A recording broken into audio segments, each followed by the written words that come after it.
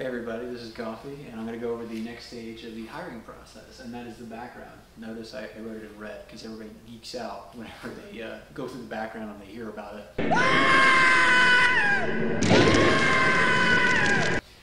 The background pretty much is what's going to happen is you're going to get a call from your background investigator, maybe an email or whatever, get it in the mail regarding, a 40 to a million page form needing you to list your entire life's history. You can have your tax information, your relatives, work history, references, all that sort of stuff. It's pretty straightforward.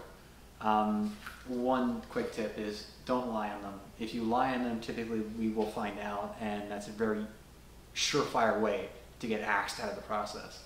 Now, the PHQ is pretty straightforward. Now, there's only one glaring issue that I have with it, which is reference solipsism. Reference solipsism is when you have to have references for a specific position, like a police officer. Now, the problem is that everybody should have references. Even if you know people from long ago, that's fine. That can serve as a reference for you.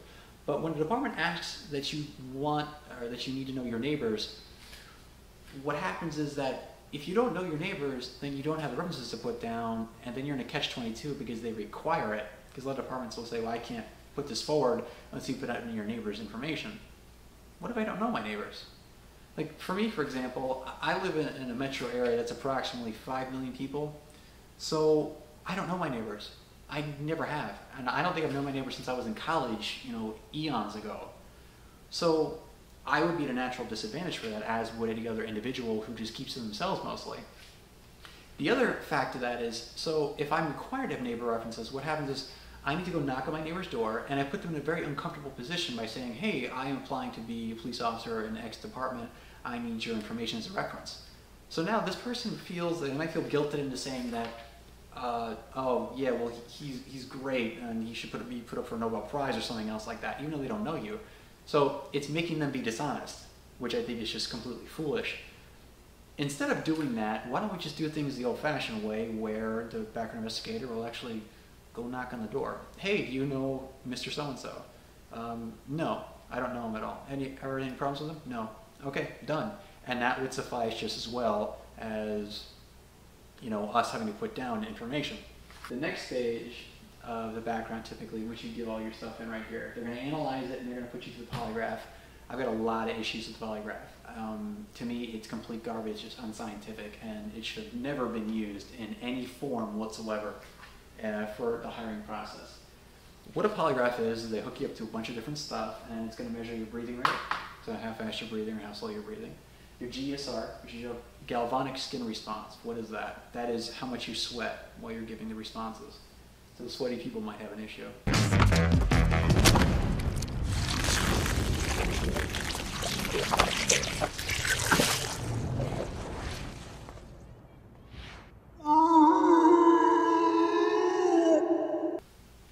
Your blood pressure. Some people geek out in those situations. And muscle tension. Muscle tension is basically, are you trying to be deceptive by clenching your ass together or putting a tack in your shoe or anything else like that? That's why a lot of places will put a pressure plate on your butt when you sit down, or they make you take your shoes off to make sure you don't have anything in your shoes. So, right off the bat with a polygraph is that it is not measuring truthfulness. It is measuring your response to questions. Now, when you go through a polygraph, what's going to happen is they make you write down a series of answers to 10, 20, 30 questions, depends on what you're applying to. Like the feds have endless questions they put on their packets. So you put down all the information, and then they hook you up to the magical machine, and they ask you these questions. Have you ever done X, Y, and Z? Other than what you put down in the application, have you done X, Y, and Z? Now, some of the questions are pretty mundane, so people might be like, meh, whatever. Like, have you ever stolen something? And it might be yes, it might be no. Or have you ever, aside from what you put down, stolen something? And that's pretty mundane. People might not get upset about that. And however, they will ask questions on there, typically like, have you ever molested a minor? Now, that's a pretty offensive question to ask anybody, because especially in a situation you feel like you're being interrogated. So your response might be to get angry, or your response might be your pulse quickens, or you might get a little sweaty because, again, it's an offensive question. The background investigator, or the polygrapher rather, who was doing this, would typically take that response as being, oh, you're being deceptive, you're hiding something, so therefore you must have been a kitty fiddler in your past actions. And that is complete garbage.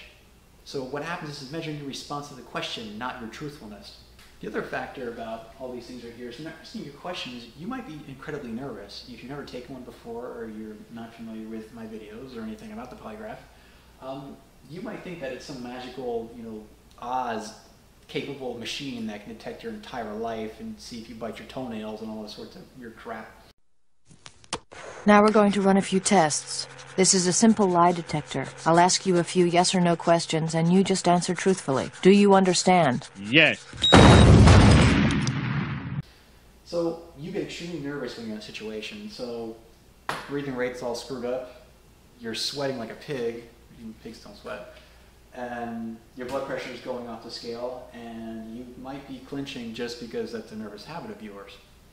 And therefore, you're getting all sorts of weird responses if you look at those machines, so all the ticks are going up and down. And the polygrapher might think that you're just being deceptive because of your nervous responses, or you're just nervousness right there, because they think you're going to find out something, versus the person who's just being honest and is nervous because they're under a test. That's all. Now, how accurate is a polygraph? Well, the National Academy of Science has done 2 tests on this, 2 individual tests, one in 1983 and one in 2003. And each one stated that it is approximately 60% accurate, which is slightly better than flipping a coin. So that means approximately 40% of applicants are being judged incorrectly. That means 40% of people who are putting in for this job are getting screwed because this machine is not scientifically valid whatsoever. Now, there's something called the Daubert standard, and the Daubert standard basically states that you have to have a scientific basis for information when you go into court.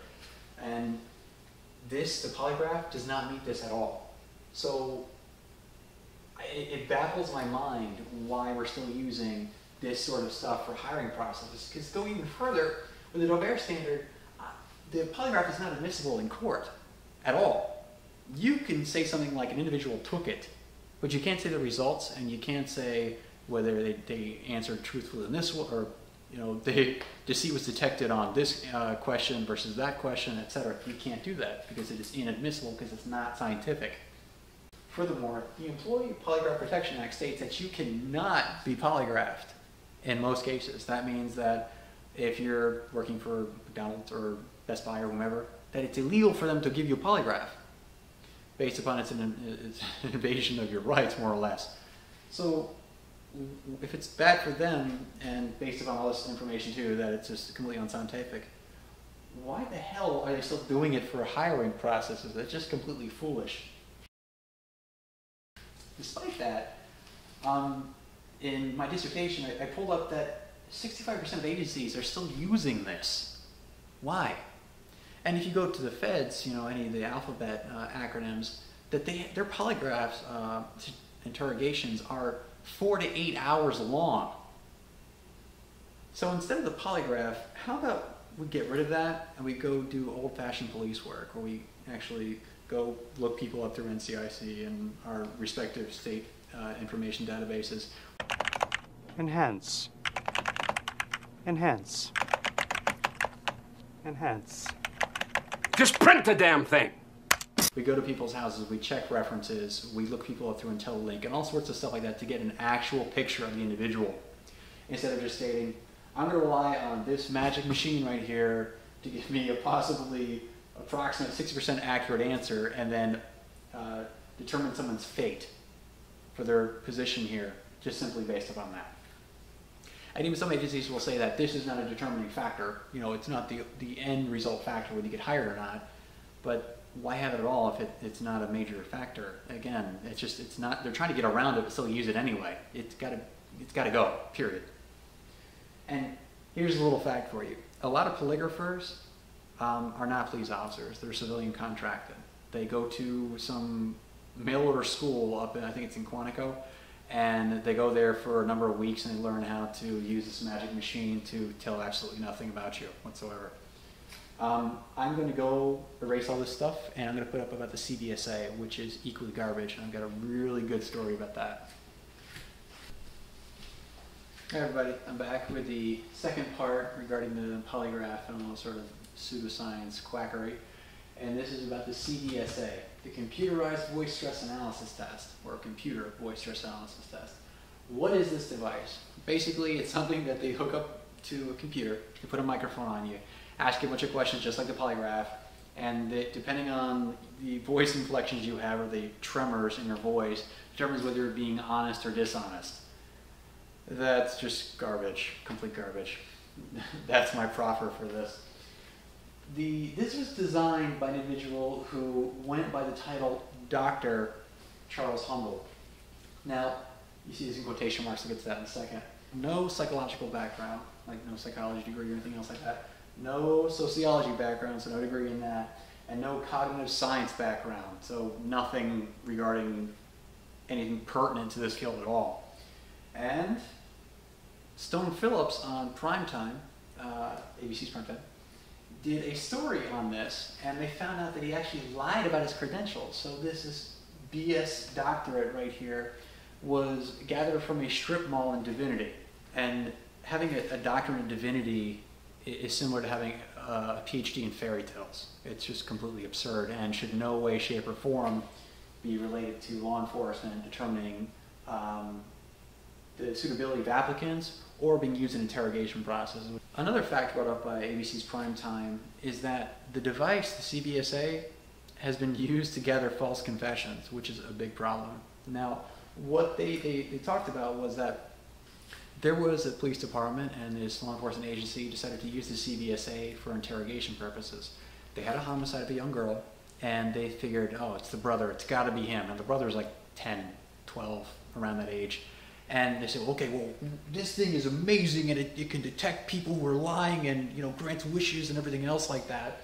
So what we're going to do is we're going to kick it forward, and we're going to use it on this kid. So they pull this kid in, and they put him in an interview room, and they hook him up to the CVSA. And they start asking him questions, like, you know, various things. You know, there's a light on the room for the control questions. And they say, you know, did you murder your sister? No. Okay. So they take him off, they put him in another room, and they got two detectives questioning him, and they're like, well, you know, it's showing here that you're being deceptive on this question, and we need to know that you know, what you did. Tell us the truth. And the kid says, I don't know. And he feels under pressure, so he just admits, he says, yeah, I did it. If it's saying that I did it, therefore I did it. Just to get the pressure off of him. Turned out to be a false confession, and they actually found the guy who killed the girl a little while later and got an actual confession out of him along with all the information. So this kid feeling pressured and this BS machine, which is completely false, caused all this nonsense, basically. And you could have ruined somebody's life just for this. Suppose they didn't find the guy and they prosecuted the kid and the kid was in jail for 10 years. You know, he didn't actually do it. Then they find it. And the only way to get the kid out now is hopefully the Innocence Project can step in and say, actually, we've got information leading to this guy being released. And he needs to be released because this guy's the actual culprit. So this has been my bit regarding the CVSA, the polygraph, and the background. If you guys have any questions whatsoever, feel free to ask. And that's it. Thanks for your time.